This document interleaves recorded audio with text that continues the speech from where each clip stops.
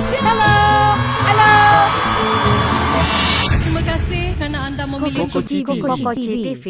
Pak Hamid dirawat akibat batuk teruk. Ketika ditemu ramah bulan lalu, Hamid lebih selesa melakukan rutin harian sendirian tanpa mengharapkan bantuan sesiapa termasuk isterinya, Timah.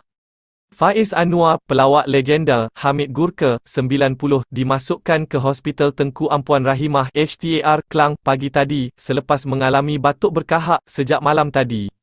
Anak bongsunya, Nur Ashita, bagaimanapun menafikan bapanya tenat hingga terpaksa dimasukkan ke unit rawatan rapi ICU. Nur Ashita memberitahu BH Online, bapanya stabil dan kesihatan terkawal. Terkejut apabila dapat tahu ada rakan artis dimaklumkan bapa berada di ICU. Sebenarnya, bapa saya cuma batuk berkahak sejak malam tadi, jadi, kira-kira jam 6 pagi tadi, bapa minta kami bawa ke HTAR.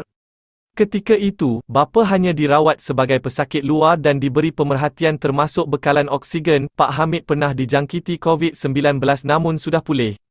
Cuma selepas dirawat, doktor yang memeriksa dan memantau beritahu bapa perlu ditahan dalam wad. Ketika ini, bapa sedang menunggu dimasukkan ke wad biasa, katanya.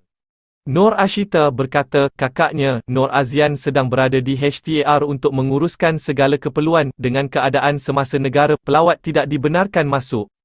Bapa faham dan dia okey sendirian. Bapa pun rimas batuk berkahak membuatkan dia cepat penat, katanya. Pada 11 Mei lalu, BH Online melaporkan perkembangan terkini Pak Hamid yang masih kuat dan mampu berdikari pada usia mencecah 90 tahun, malah menjadi sumber kekuatan isteri dan anak-anak. Isterinya, Timah Abdul Hamid, 80 atau Mak Timah dilaporkan berkata, jati diri sebagai bekas anggota tentera, menjadikan Hamid yang mesra disapa Pak Hamid, tidak putus asa walaupun semakin uzur. Sebelum ini, Pak Hamid pernah disahkan positif COVID-19, namun, pulih. Timah berkata, sama ada solat, berjalan di laman rumah, makan atau ke bilik air, semuanya Pak Hamid mahu lakukan sendiri, namun, dia dan anak-anak tetap memantau dan membantu. Tambahnya, Pak Hamid hanya sakit COVID-19 dan sakit tua, tetapi dalam keadaan sakit pun boleh ke bilik air sendiri, hendak dipimpin dia tak bagi walaupun selalu jatuh tersungkur. Ketika ditemu ramah, Pak Hamid dilaporkan bersyukur masih ramai mengingati, menziarahi dan mendoakan kesihatan dirinya. Walaupun mempunyai masalah pendengaran, Pak Hamid dapat menjawab pertanyaan wartawan dengan baik dan ceria. Kalau raya, saya makan saja apa yang dimasak isteri dan anak-anak, semua makan, tiada makanan kegemaran khas, apa yang saya hendak makan, saya makan, alhamdulillah, saya sihat. Boleh bangun, boleh berjalan, boleh solat, ramai juga datang beraya tetapi saya tidak pergi beraya, doakan saya ia, katanya mengakhiri perbualan.